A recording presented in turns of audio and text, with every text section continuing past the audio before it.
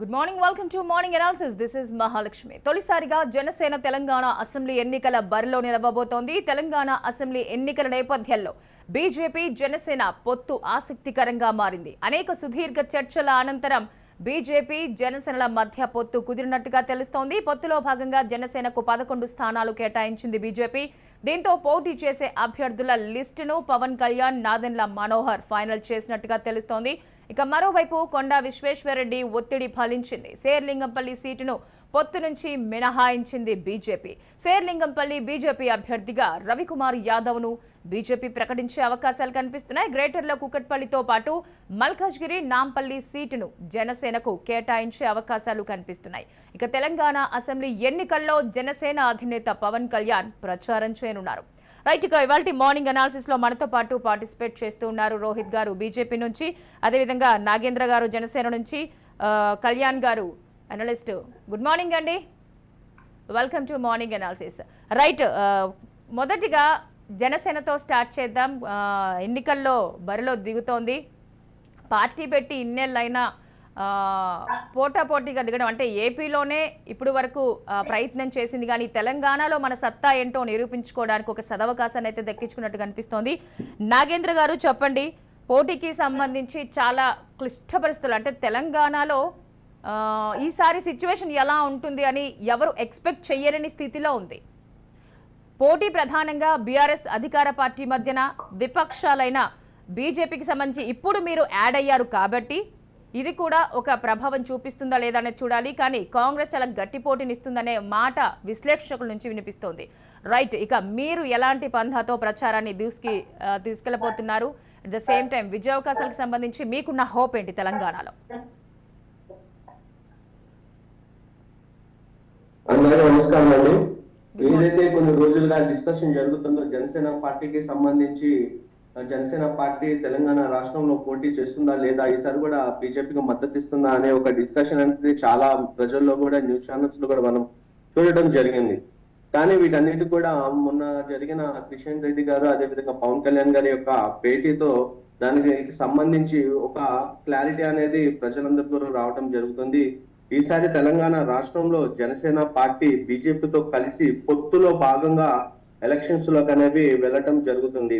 దానికి సంబంధించి స్థానాల గురించి మేము గతంలో కనుక చూసుకున్నట్లయితే 32 నియోజకవర్గాల్లో జనసేన పార్టీ బలంగా ఉన్న ప్రాంతాల్లో పోటీ చేయడానికి సిద్ధపడి దానికి సంబంధించి ఇన్ఛార్జీలు వాటన్నిటిని కూడా డిక్లేర్ చేయడం జరిగింది.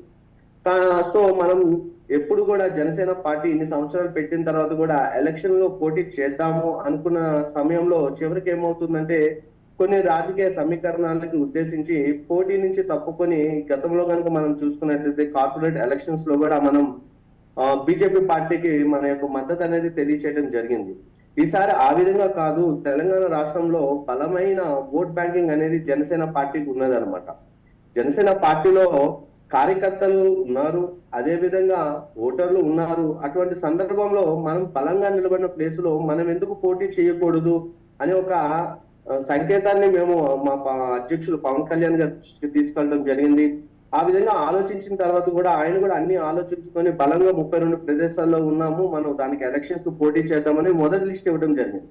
ఇచ్చిన తర్వాత కొన్ని మీటింగ్స్ జరిగిన తర్వాత మన కిషన్ రెడ్డి గారు, అదేవిధంగా లక్ష్మణ్ గారు పవన్ కళ్యాణ్ గారి యొక్క ఇంటికి వెళ్ళి ఈసారి కూడా జనసేన పార్టీ ఎన్డీఏ ప్రభుత్వంతో బీజేపీతో కలిసి ముందుకు వెళ్ళాలని కోరటం జరిగింది. దానికి సంబంధించి మేము కూడా ఈ స్థానంలో పోటీ చేస్తున్నాము అని వారికి మా యొక్క సూచనలు ఇవ్వడం జరిగింది. మేము ఈ ప్రాంతంలో జనసేన పార్టీ బలంగా ఉంది, సో ఈ ప్రాంతంలో మేము పోటీ చేస్తున్నామని చెప్పడం జరిగింది.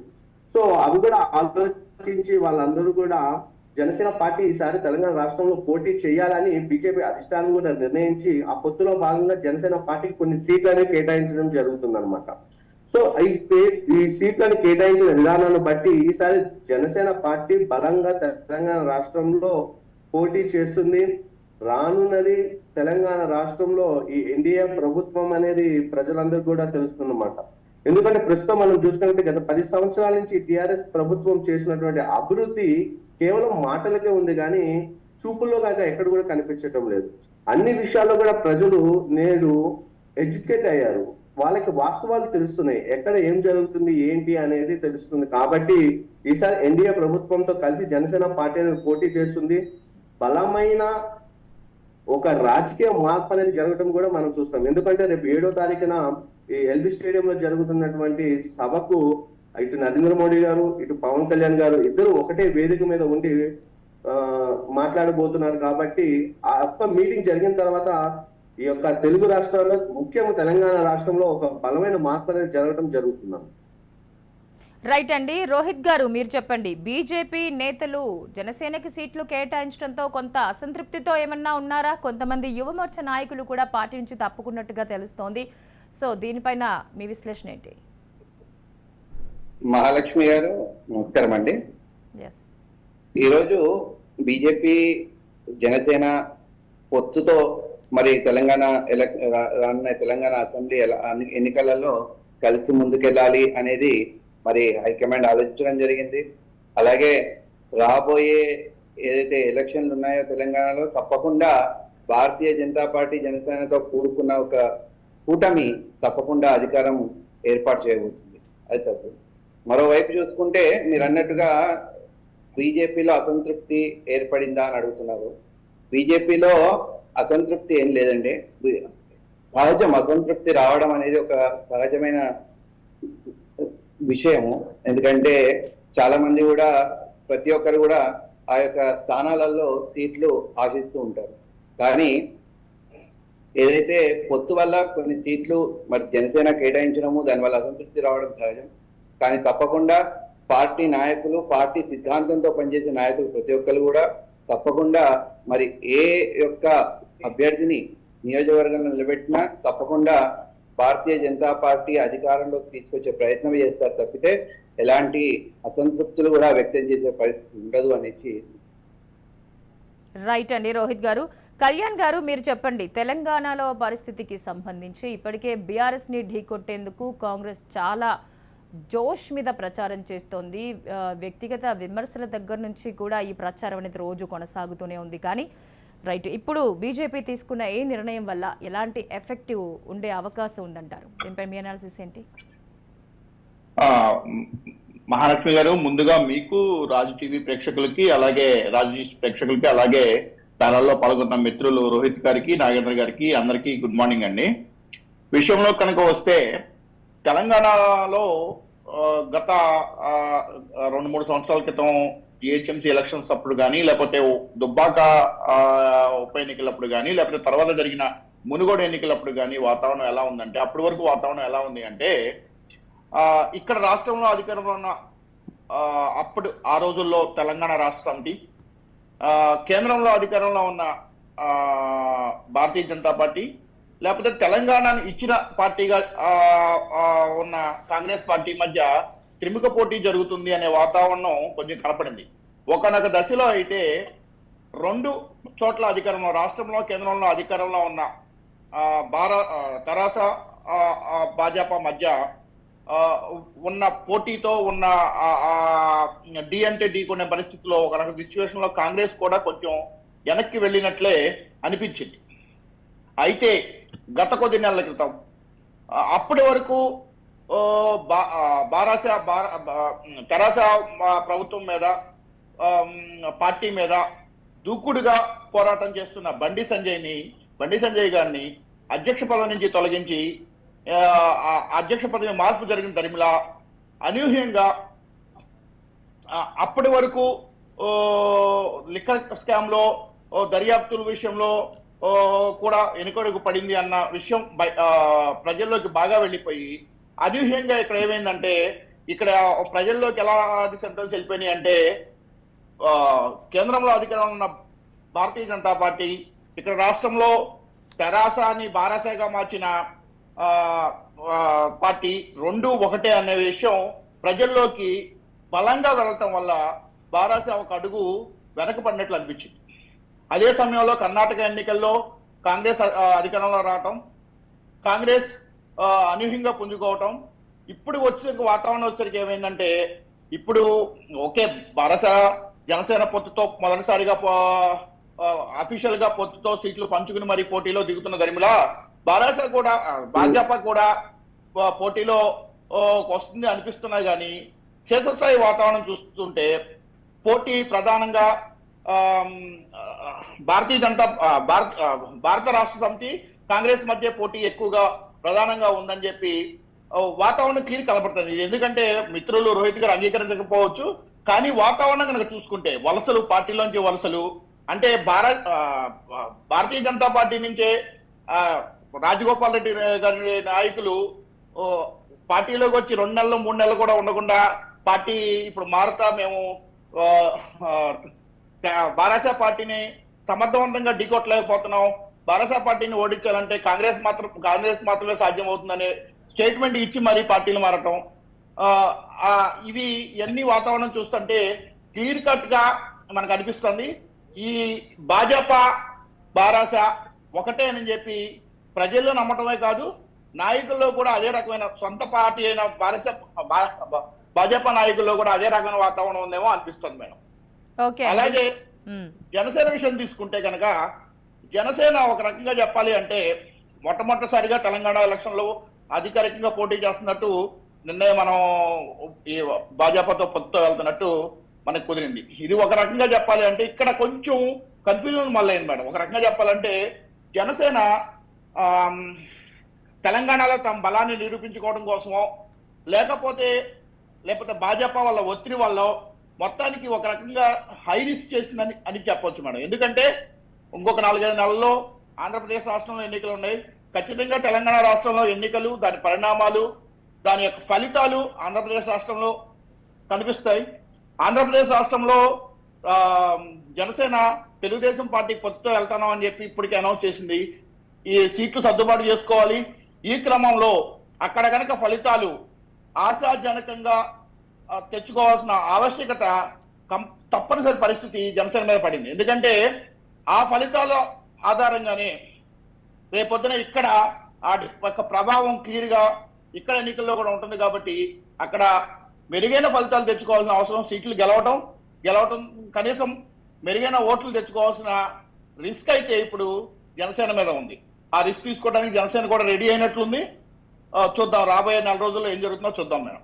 ఓకే అండి, రైట్. నాగేంద్ర గారు మీరేమంటారు? నిజంగానే గెలుపోటములు అనేవి ఖచ్చితంగా మనకి నెక్స్ట్ వచ్చే ఉప ఎన్నికలైనా దేని మీదైనా ప్రభావం అనేది కనిపిస్తుంది. ఈ నేపథ్యంలో మీకు కేటాయించిన ఖమ్మం, వైరా, కొత్తగూడెం కానీ కోదాడ సీట్లన్నిటికీ సంబంధించి మీరు పోటీకి సిద్ధంగా ఉన్నారు. అభ్యర్థుల్ని బరిలో నింపినట్టుగా తెలుస్తోంది. కానీ మీకు ఇక్కడ ఇంకొక విషయం ఏంటంటే ఖమ్మం, వైరా, కోదాడ మ్యాక్సిమం ఈ ఏరియా ఎప్పుడూ కూడా అయితే కాంగ్రెస్ లేదంటే టీడీపీ మధ్యనే ఊగిసలాడుతుంది. ఈ మధ్య కాలంలో వచ్చిన బీఆర్ఎస్ ఒకసారి గెలిచి తర్వాత కూడా ఇదవ్వడం జరిగింది. కానీ ఎక్కువగా కాంగ్రెసే అక్కడ ప్రభావితం చేస్తూ ఉంటుంది. ఈ నేపథ్యంలో ఇక్కడ పోటీకి మీరు దిగారు. మరి కొత్తగూడెంలో ఏ మేరకు మీరు ప్రభావం చూపుతారు? వెంగళరావు గారు చేసిన అభివృద్ధి పనులే ఇప్పటికీ ఉన్నాయని, ఇన్నేళ్లు జరిగిపోయినా ఈ మధ్య కాలంలో అసలు కాంగ్రెస్ మనుగడే లేకపోయినా కూడా అవే అభివృద్ధి పనులు ఇప్పటికీ అక్కడ కొత్తగూడెంలో కానీ ఖమ్మంలో చూపిస్తూ ఉంటారు మనకి. సో మీరు దీన్ని ఎలా ఫేస్ చేస్తారు? ఏదైతే కళ్యాణ్ గారు చెప్పారో ఇప్పుడు తెలంగాణ రాష్ట్ర ఎన్నికలు ప్రభావితం ఆంధ్రప్రదేశ్ లో ఉంటదని ఏ విధంగా చెప్పారో అది తప్పకుండా అండి. ఎందుకంటే మేము కూడా జనసేన పార్టీగా పోటీ చేయాలి. ఎందుకు సిద్ధపడుతున్నాం అంటే తెలంగాణ రాష్ట్రంలో జనసేన పార్టీకి బలమైన ఓట్ బ్యాంకింగ్ ఉంది. ఇన్ని రోజులు కూడా చూపించుకోలేదు. ఇప్పుడు చూపించుకోవాల్సిన సమయం ఆసన్నమైంది అనే ఒక ఉద్దేశంతో జనసేన పార్టీ బలంగా ఉన్న ప్రదేశాల్లో మేము పోటీకి సిద్ధపడుతున్నాం. ఎందుకంటే గతంలో జెడ్పీటీసీ, ఎంపీటీసీ ఎలక్షన్స్ జరిగినప్పుడు చాలా ప్రదేశాల్లో జనసేన పార్టీ 2వ స్థానంలో నిలబడింది.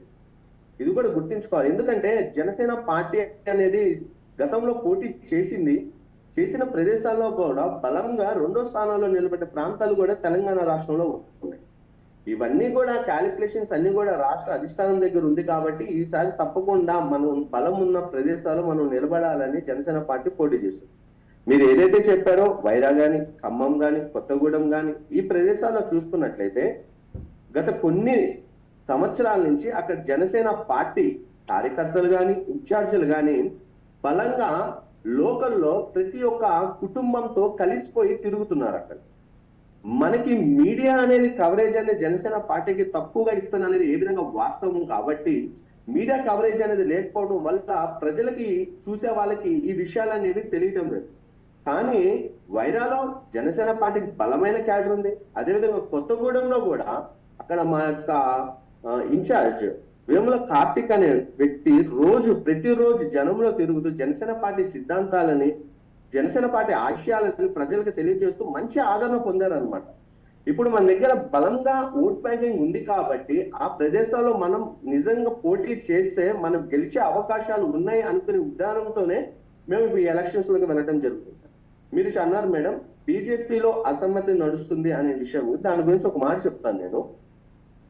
బీజేపీలో అసమ్మతి అనేది ఏ విధంగా ఉందంటే, ఎవరైతే కొన్ని స్థానాల్లో జనసేన పార్టీకి అదే విధంగా బీజేపీ పార్టీకి బలంగా అక్కడ కార్యకర్తలు ఉన్నారు, క్యాడర్ ఉన్నారు. ఎగ్జాంపుల్ గా చెప్పాలనుకుంటే మన షేర్లింగంపల్లి కానీ, మా కుక్కట్పల్లి కానీ, ఈ ప్రదేశాల్లో అటు బీజేపీ మాకు సీట్ కావాలంటుంది, ఇటు మా జనసేన పార్టీ నుంచి మాకు కూడా సీట్ కావాలంటుంది. కానీ ఇక్కడ మేము కూడా గుర్తుపెట్టుకోవాలి, గత కార్పొరేట్ ఎలక్షన్స్ లో జనసేన పార్టీ అనేది పోటీ చేయడానికి ప్రతి ప్లేస్ లో మేము నామినేషన్ కూడా వేయడం జరిగింది. నామినేషన్ వేసిన తర్వాత ఇదే కిషన్ రెడ్డి గారు, ఇదే లక్ష్మణ్ గారు పవన్ కళ్యాణ్ గారి ఇంటికి వెళ్తే వారి యొక్క మద్దతు ఇవ్వండి ఒక్కసారి కానీ అడిగితే మేము విత్డ్రాల్ వేసి నామినేషన్స్ వేసుకొని వాటిని విత్డ్రాల్ చేసుకోవడం జరిగింది, కేవలం పవన్ కళ్యాణ్ గారు చెప్పారని. ఇప్పుడు పవన్ కళ్యాణ్ గారు అదేవిధంగా నరేంద్ర మోడీ గారు ఇద్దరు కూడా చూసుకున్నట్లయితే వాళ్ళకి దేశం మీద అత్యంత ప్రేమ ఉన్నటువంటి వ్యక్తులు. వాళ్ళు ఏం చెప్పినా గానీ ఏం చేసినా గానీ అది దేశం ప్రయోజనం గురించి ఉంటది అని మేము నమ్ముతాం అనమాట. కాబట్టి మేము విత్డ్రా చేసుకోమన్నప్పుడు విత్డ్రా చేసుకున్నాం. ఇటు పక్క బీజేపీది, ఇటు పక్క జనసేన జెండా కట్టుకొని ప్రతి ఒక్క జన సైనికుడు గల్లీలో తిరుగుకుంటూ బీజేపీ పార్టీకి ఓటేయండి, గెలిపించండి అని ప్రతి ఇంటికి వెళ్ళిన కార్యకర్తలు జనసేన నాయకులు. ఆ విధంగా మేము అప్పుడు త్యాగాలు చేశాం. కాబట్టి ఇప్పుడు మా దగ్గర బలం ఉన్నాము, మేము పోటీ చేస్తాము, మాకు అవకాశం ఇవ్వండి మేము అడగడం జరిగింది. అందులో విధంగా మాకు కొన్ని సీట్లను కేటాయించింది. వాస్తవానికి ఆ సీట్లలో కూడా బీజేపీకి పట్టు ఉన్న స్థానాలు కాబట్టి వాళ్ళు కూడా ఆ స్థానం కావాలని కోరుకుంటాము, తప్పు లేదు. కానీ ఇక్కడ ఒకటి గుర్తు పెట్టుకోవాలండి, ఇప్పుడు ఎప్పుడైతే టికెట్ డిక్లేర్ అయిపోయి బీఫామ్స్ ఇచ్చాయో అప్పుడు దాకా కొంచెం అనేది నిరుత్సాహం అనేది ఉండడం వాస్తవం. ఎందుకంటే ఇన్ని రోజులు నేను తిరిగాను కాబట్టి నేను ఎక్స్పెక్ట్ చేసే టికెట్ నాకు గెలిచే అవకాశం ఉంది. ఇప్పుడు మళ్ళీ వేరే వ్యక్తి కంటే ఇన్ని రోజులు నేను చేసినటువంటి శ్రమ అదంతా అని కొంతమంది నాయకులు చేస్తున్నారే కానీ నిజమైన బీజేపీ కార్యకర్తలు కానీ ఆర్ఎస్ఎస్ కార్యకర్తలు అండి వాళ్ళు ఎప్పుడు దేశం గురించి ఆలోచించే వాళ్ళండి. వాళ్ళు దేశ ప్రయోజనాల గురించి వాళ్ళ అధిష్టానం తీసుకున్న నిర్ణయానికి కట్టుబడే ఉంటారు. రేపు తెలంగాణలో బీజేపీ జనసేన పార్టీ పోటీ చేసిన దగ్గర జనసేన పార్టీ సంపూర్ణంగా కార్యకర్తలందరూ మద్దతు ఇస్తారు. అదే విధంగా జనసేన పార్టీ ఎక్కడైతే పోటీ చేస్తుందో ఆ ప్రదేశాల్లో కూడా బీజేపీ కార్యకర్తలు సంపూర్ణంగా మద్దతు అనేది తెలియజేయడం జరిగింది. ఈ చిన్నవి ఏదైతే ఉన్నాయో అవి క్యాండిడేట్ డిక్లేర్ అయ్యేంత వరకు, ఒక్కసారి క్యాండిడేట్ అనేది డిక్లేర్ అయ్యారో అక్కడి నుంచి రాజకీయ పరిణామాలు అనేవి మారిపోతాయండి. అందరం కలిసికట్టుగానే మేమందరం కూడా పోటీ చేసుకొని తెలంగాణ రాష్ట్రంలో బీజేపీ పార్టీ గవర్నమెంట్ రావడానికి మేమందరం కృషి చేస్తాం. ఈసారి రాబోతుంది డబుల్ ఇంజిన్ సర్కార్ తెలంగాణ రాష్ట్రంలో, అది గుర్తుపెట్టుకోవాలి. రైట్. బీజేపీ నుంచి రోహిత్ గారు, డబుల్ ఇంజన్ సర్కార్ అని మీరు చెప్తున్నారు కానీ ఎక్కడా కూడా ఉత్సాహం కానీ అంటే పార్టీలో ప్రచారంలో జోష్ కానీ ఎక్కడ అనిపించట్లేదు. ఎందుకంటే వ్యక్తిగత ఆరోపణలు కానీ లేదంటే వ్యవస్థలకి సంబంధించిన ఆరోపణలు కానీ బీఆర్ఎస్ కాంగ్రెస్ మధ్య జరుగుతున్నాయి. అండ్ రీసెంట్గా ఈ మధ్య చేసిన కాంగ్రెస్ ఆరోపణకి సంబంధించి బీజేపీ బీఆర్ఎస్ రెండు ఒకటే అన్నట్టుగా మీ నేతలు చేసిన కమెంట్స్ని ఏ విధంగా తీసుకోవాలి? కిషన్ రెడ్డి గారు మేడిగడ్డ బ్యారేజ్కి వెళ్ళి సీఎం కేసీఆర్ దీనికి బాధ్యత తీసుకొని నాసిరకంగా చేసిన ఈ పనులకి సంబంధించి రాజీనామా చేయాలని కిషన్ రెడ్డి అంటారు. At the same time Korutla అభ్యర్థి అయిన అరవింద్ గారు రేవంత్ రెడ్డి కంటే సీఎం కేసీఆరే కొంచెం బెటర్ అనే మా వ్యాఖ్యలు అంటే జనాలు లిటిల్ బిట్ కన్ఫ్యూజ్ చేయరా? అంటే నిజంగానే కాంగ్రెస్ పార్టీ వాళ్ళన్నట్టుగా బీఆర్ఎస్ బీజేపీ ఒక్కటే అని అనుకోవాలా, లేదా కాంగ్రెస్ని మీరు ఎదుర్కొనే ఇది లేక ఇలాంటి కామెంట్స్ చేస్తున్నారని అనుకోవాలా? కళ్యాణ్ గారు చెప్పినట్టుగా అసలు కాంగ్రెస్ అనేది తెలంగాణ అసెంబ్లీ ఎన్నికలలో అసలు పిక్చర్ లోనే లేదు. ఎందుకంటే ఇది ఏమంటారు, పూర్తి తెలంగాణ ప్రజలు కాంగ్రెస్ ని నమ్మే పరిస్థితిలో ఏ కొసాన కూడా లేదు. కేవలం రాబోయే తెలంగాణ అసెంబ్లీ ఎన్నికలలో పోటీ ఉండేది కేవలం బీఆర్ఎస్ భారతీయ జనతా పార్టీకి మాత్రమే. మరో విషయం చూసుకుంటే అభ్యర్థులు కళ్యాణ్ గారు అన్నారు ఇంతకుముందు కొంతమంది అభ్యర్థులు అసంతృప్తితో వేరే పార్టీకి పోతున్నారు. బీజేపీలో ఆ సమర్థత లేదు అంటే బీజేపీని వాళ్ళు తక్కువ చేస్తున్నారని చెప్తున్నారు. కళ్యాణ్ గారికి ఒకటే చెప్తున్నాను, భారతీయ జనతా పార్టీ అనేది ఒక క్రమశిక్షణతో కూడుకున్న పార్టీ.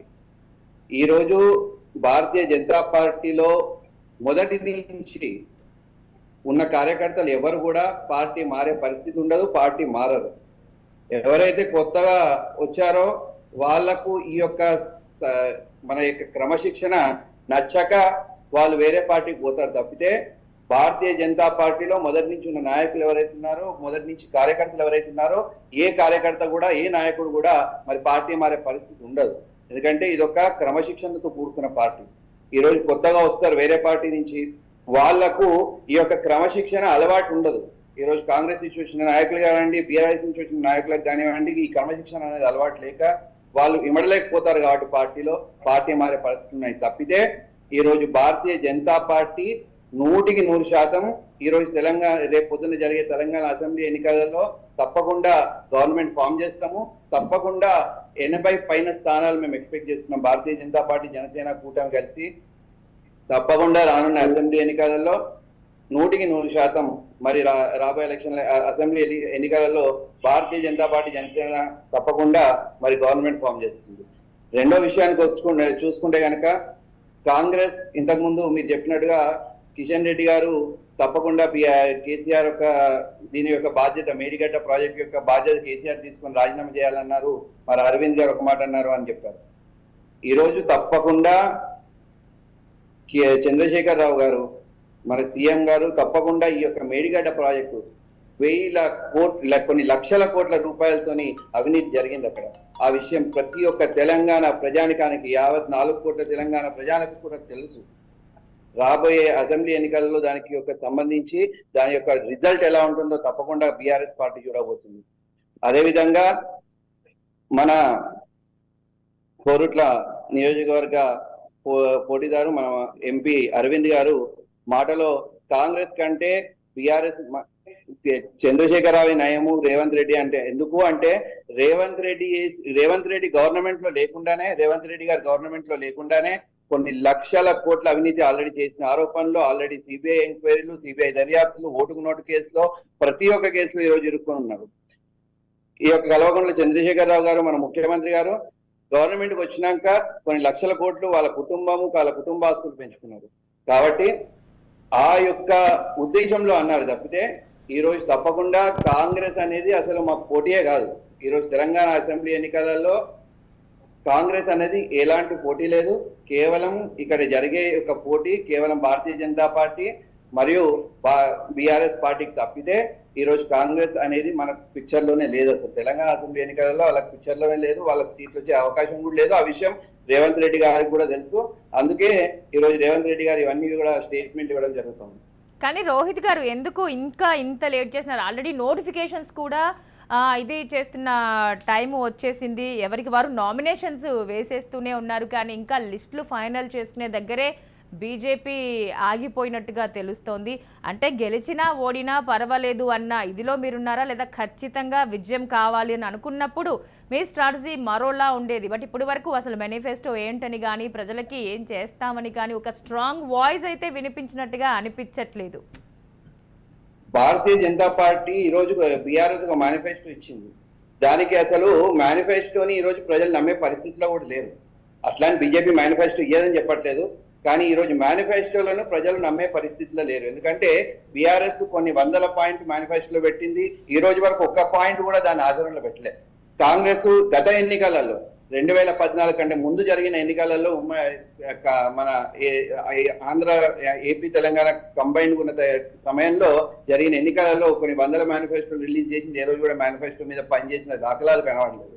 కాబట్టి మేనిఫెస్టో తప్పకుండా వస్తుంది భారతీయ జనతా పార్టీది. రెండో విషయం ఏంటంటే రాబోయే అసెంబ్లీ ఎన్నికలలో తప్పకుండా ఒక గెలిచే యొక్క అభ్యర్థులను భారతీయ జనతా పార్టీ నిలబెట్టాలి అనుకుంటుంది. కాబట్టి ఈరోజు కాంగ్రెస్ ఒక వాళ్ళకు ఎలా అంటే ఉన్న క్యాండిడేట్లు వాళ్ళకి క్యాండిడేట్లు లేరు కాబట్టి ఉన్న క్యాండిడేట్లు అందరూ కూడా పేర్లు విడుదల చేయడం జరిగింది. కానీ ఈ రోజు భారతీయ జనతా పార్టీకి ఆ పరిస్థితి లేదు. ఈ రోజు భారతీయ జనతా పార్టీ నుంచి పోటీ చేయడానికి ఎంతో మంది శ్రమించిన కార్యకర్తలు, ఎంతో మంది గెలుపు గుర్రాలు ఈ రోజు ఎదురు చూస్తా ఉన్నాయి భారతీయ జనతా పార్టీ టికెట్ కోసం. కాబట్టి ప్రతి ఒక్కరిని కూడా సాటిస్ఫై చేయాలి, ప్రతి ఒక్కరిని కూడా మనం కన్సిడర్ చేయాలి. కాబట్టి ఆ యొక్క కన్సిడర్ చేసే సమయంలో ఆ పరిస్థితులలో కొంచెం ఆలస్యం జరగడం అనేది సహజం. అలాగే మనం చూసుకుంటే కనుక ఈరోజు జనసేన భారతీయ జనతా పార్టీ పొత్తుకు సంబంధించి చర్చలు జరుగుతా ఉన్నాయి. కాబట్టి ఆ చర్చలలో మనకు ఆ యొక్క చర్చల వల్ల కూడా కొంత ఆలస్యమైంది తప్పితే రాబోయే అసెంబ్లీ ఎన్నికలలో తప్పకుండా భారతీయ జనతా పార్టీ బీఆర్ఎస్ మాత్రమే పోటీ ఉంటుంది. భారతీయ జనతా పార్టీ 100% ఇది ప్రజలు పూర్తిగా 4 కోట్ల తెలంగాణ ప్రజలు అనుకున్న విషయం. ఇది తప్పకుండా భారతీయ జనతా పార్టీని ఈసారి అధికారం తీసుకురావాలని ప్రతి ఒక్కరు ఎదురు చూస్తున్నారు. దేశంలో కానీ రాష్ట్రంలో కానీ డబల్ ఇంజన్ సర్కార్ తీసుకురావాలి, రామరాజ్యాన్ని ఈ యొక్క తెలంగాణ తీసుకురావాలి అని ప్రతి ఒక్కరు కూడా ఎదురు చూసే పరిస్థితి ఉంది తెలంగాణ ప్రజలు. కాబట్టి తప్పకుండా భారతీయ జనతా పార్టీ జనసేనతో కూడుకున్న కూటమి తప్పకుండా విజయం సాధిస్తుంది అని చెప్పవచ్చు.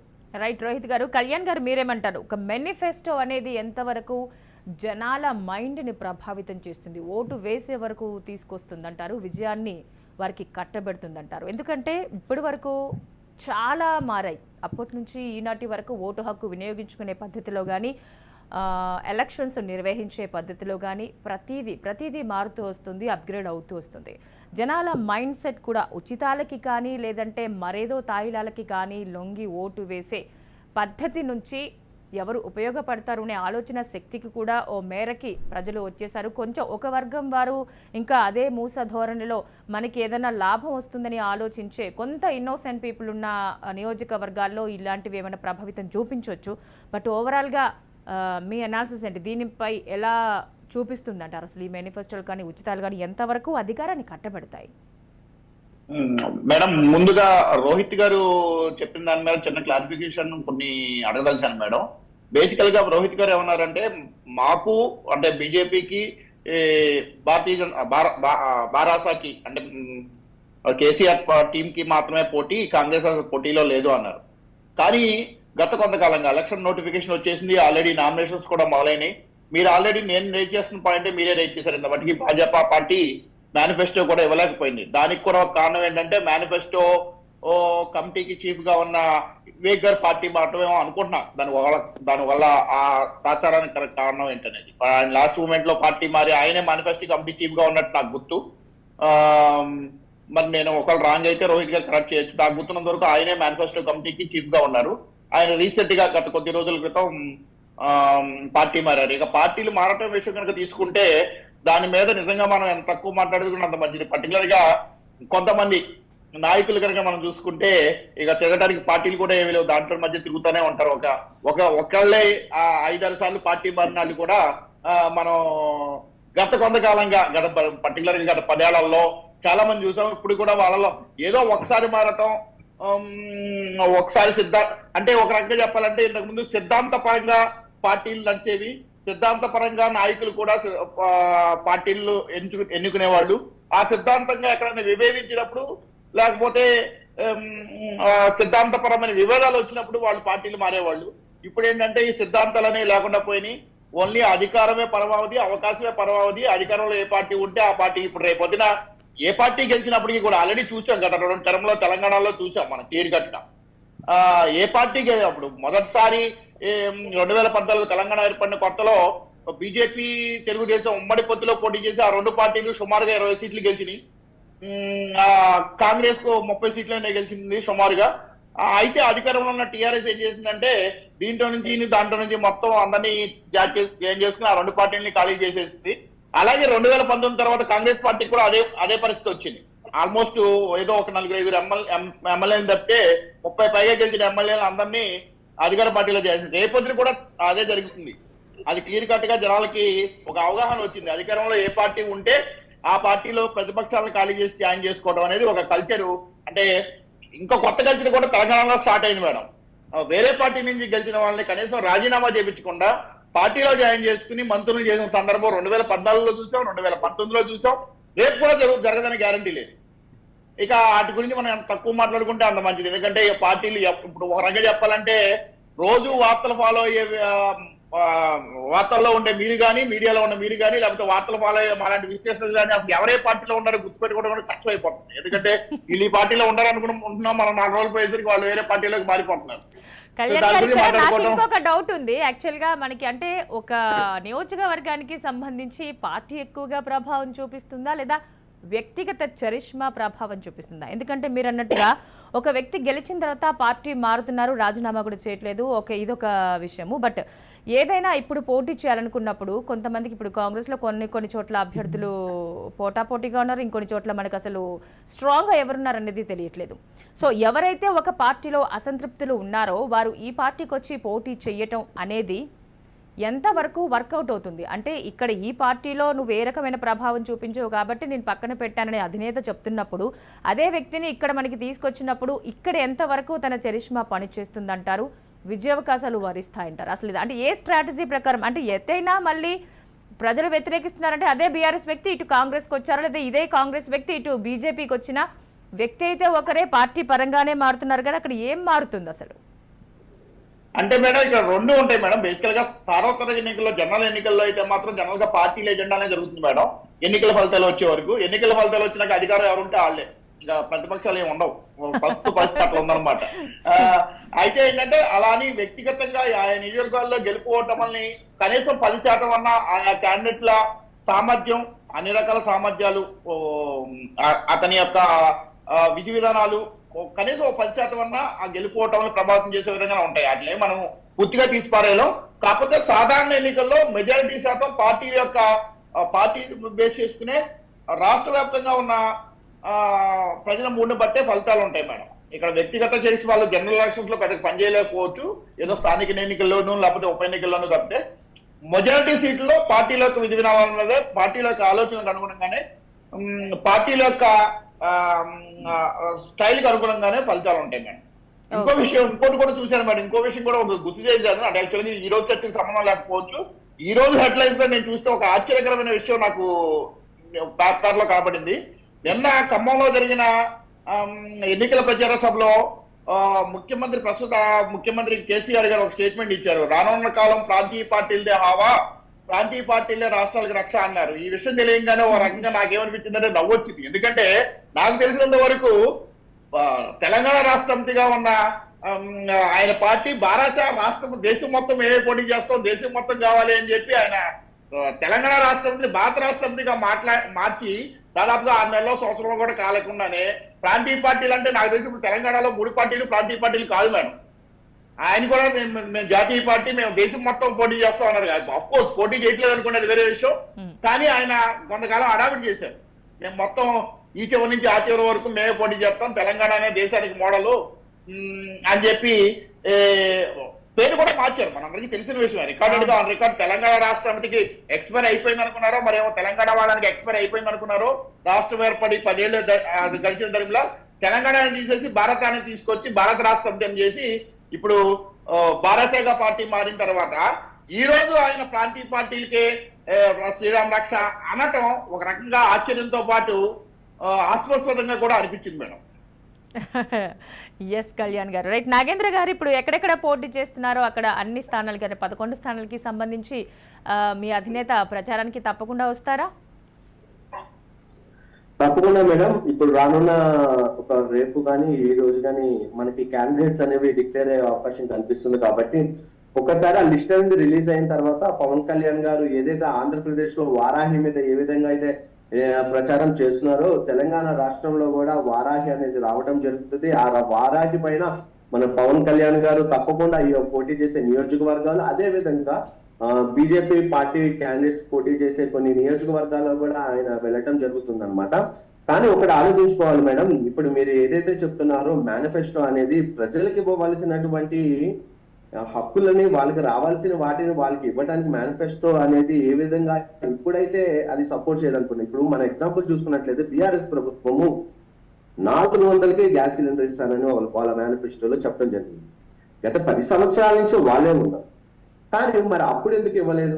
600, 700, 800, 900, 1000, 1100, 1200 వరకు గ్యాస్ సిలిండర్ రేట్ అనేది వెళ్తే ఇప్పుడు సడన్ గా ఎలక్షన్స్ రాగానే మేము 400కే గ్యాస్ సిలిండర్ ఇస్తామంటే ప్రజలు నమ్ముతారు మేడం. నమ్మే అవకాశం లేదు. అదే విధంగా ఇంతవరకు ఆసరా పెన్షన్సే సరిగ్గా పడట్లేదు, కానీ ఆ పెన్షన్స్ అమౌంట్ అనేది పెంచుతా అంటారు. ఉన్నదానికే ఇవ్వండిరా బాబు అని ప్రజలు మొత్తుకుంటున్నారు, కానీ మేనిఫెస్టోలో మాత్రం దానికి ఇంకా 5,000 6,000 అని వాళ్ళు ఇవ్వటం జరుగుతుంది. కాబట్టి ఇప్పుడు ప్రజలు కూడా కొంచెం ఆలోచిస్తున్నారు. ఈ మేనిఫెస్టో అనేది కేవలం ఎన్నికలకు వాడే ఒక స్టంట్ మాత్రంగానే చూస్తున్నారు. మరి నిజంగా ప్రజలకు కావాల్సిన లబ్ధి ప్రజలకి ఇవ్వాలని ప్రజలు కోరుకుంటున్నారు. ఇప్పుడు గతంలో మనం చూసుకున్నట్లయితే డబుల్ బెడ్రూమ్ అనే ఒక నాటకం పైన 2 ఎలక్షన్స్ అనేవి ఈ టిఆర్ఎస్ ప్రభుత్వం చేయడం జరిగింది. కేవలం డబుల్ బెడ్రూమ్ అనే వాడుకొని 2 ఎలక్షన్స్ కి వెళ్తుండడం జరిగింది. ఇప్పుడు కూడా ఎవరైతే డబుల్ బెడ్రూమ్ కి నిజంగా అర్హులు ఉన్నారో వాళ్ళకి ఇంతవరకు డబుల్ బెడ్రూమ్ రాని పరిస్థితి కూడా ఉంది. మళ్ళీ ఇంకో 1,00,000 డబుల్ బెడ్రూమ్ ఇస్తామంట. మరి గత 10 సంవత్సరాలు మీరే కదా బాబు ఉంది, మీ ప్రభుత్వం కదా ఉంది, మరి ఏమి ఇచ్చారు మీరు? ఎంతమందికి ఇచ్చారు? మళ్ళీ అవే మేనిఫెస్టోలు అవే డ్రామాలు, అవే అబద్ధాలు ప్రజలు నమ్మే విధంగా అయితే ప్రెసిడెంట్ లేరు మేడం. తప్పకుండా మేబీ దీన్ని కూడా ఒక స్ట్రాటజీగా బీఆర్ఎస్ వాడుకుంటుందని ఎందుకు అనుకోకూడదు? ఎందుకంటే ఇప్పుడు వరకు హ్యాండ్ ఓవర్ చెయ్యనివి లాస్ట్ మూమెంట్ లో ఏం జరిగినా ఈ నెపం అనేది ప్రతిపక్షాల మీద వేయడానికి ఎందుకు వాడుకోవట్లేదు? ఎందుకంటే ఇప్పుడు వరకు కేసీఆర్ అనేది అపర చాణుక్యుడు లాంటి వారు. ఏవైనా కూడా నోటిఫికేషన్స్ కానీ ఏవి కానీ ఉప ఎన్నికలో వచ్చినప్పుడే ఇవన్నీ వేస్తూ ఉంటారు. ఎందుకంటే చచ్చేదాకా ఆర్టీసీ కోసం ప్రయత్నించిన ఎవ్వరివి ఆకాంక్షలు నెరవేరలేదు. కానీ అలా సడన్గా ఓవర్ నైట్లో ఆయన వెంటనే ప్రకటించారు. మరి అప్పుడు సాధ్యం కానివి 5-6 నెలల్లో ఏం సాధ్యమయ్యాయో, ఎందుకు ఆయనకి కనిపించాయనేది మనకు తెలియదు. సో ఈ నెపం ఎందుకు ఇది చేసుకోకూడదు? అంటే మేము అన్నీ ఫినిష్ చేసి ఇచ్చే టైంలో ఎలక్షన్స్ వచ్చేసాయి, దీన్ని అలా ఎందుకు అనకూడదు? అట్ ద సేమ్ టైం మీరు అన్నట్టుగా మేనిఫెస్టో గురించి మనం ఎలా అయితే బడ్జెట్లో మనకి ఏమీ రాదు అని తెలిసి కూడా లోటు బడ్జెట్లో మనం ఇంకేమైనా సామాన్యుడు కూడా ఎదురు చూసే ఇది బడ్జెట్ సంబంధించిన ఒక విషయం లాగే మేనిఫెస్టో అనేది ఏమిస్తారు అంటే పార్టీ నుంచి ఏం చెప్పబోతున్నారని తెలుసుకునే ప్రజలకు ఒక క్యూరియాసిటీ ఉంటుంది. అది ఓటు మీద ప్రభావం చూపించకపోవచ్చు, కానీ ఖచ్చితంగా ఎదురు చూస్తారు. అంటే ఇది అధికారంలోకి వస్తే ఏమి ఇస్తుంది అనే ఒక ఇదిలో అయితే జనాలు ఉంటారు కదా. కరెక్ట్ మేడం, మీరు చెప్పింది అనేది ఇప్పుడు అంత ఇంపాక్ట్ అనేది ఉండకపోవచ్చు. ఎందుకంటే ప్రజలు కూడా అందరూ కూడా అన్ని విధాలుగా కూడా ఎడ్యుకేట్ అయ్యారనమాట. కేవలం ఈ మేనిఫెస్టో అనేది రాజకీయంగా చేసేటటువంటి ఒక కుట్ర, అప్పుడు చేసేటటువంటి కొంచెం షో ఆఫ్ తప్ప నిజంగా అది జరగట్లేదు, దానివల్ల ఎటువంటి ఉపయోగం అనేది ఉండటం లేదు అనే ఒక కులిక్ అనేది ప్రజలు కూడా రావడం జరిగింది. మీరు ఏ విధంగా చెప్తున్నారో అది ఒక 1% 2% మాత్రం ఉండే అవకాశం మాత్రం కనిపిస్తుంది. కానీ నిజంగా మేనిఫెస్టో మీద మాత్రమే వాళ్ళు చెప్పినవన్నీ చేస్తారు, నిరూపించుకుంటారు, దాని మీద ఎలక్షన్స్కి వెళ్తారు అంటే మాత్రం ప్రజలు అది నమ్మేగా లేదండి. ఎందుకంటే మన గతంలో కూడా చూసాం, కేవలం అవన్నీ ఎన్నికలకి ఇచ్చేటటువంటి హామీలు కేవలం ప్రజల్ని మభ్యపెట్టి ఎట్లయినా ఎలక్షన్స్ లో గెలవాలని యూజ్ చేసే ఒక మంత్రాల లాగా వీటిని చూసుకోవాలి. కానీ నిజంగా ప్రజలైతే నిజంగా మేనిఫెస్టో గురించి అయితే ఎవరు కూడా ఎక్కువగా ఎక్స్పెక్ట్ అనేది చేయడం లేదు అనమాట.